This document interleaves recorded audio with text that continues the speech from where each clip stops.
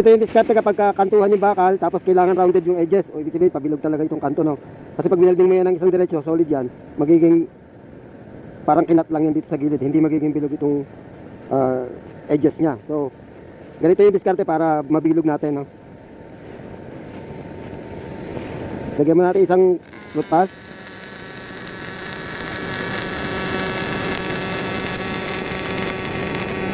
Tapos yung sunod natin, medyo nakatayo na yung ating holder, like 15 degrees.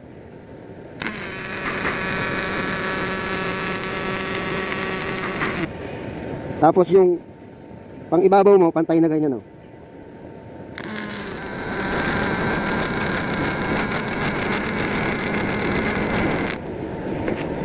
So kung titignan mo siya, mabilog siya, no?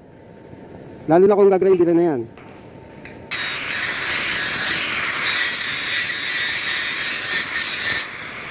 Diba? Rounded siya.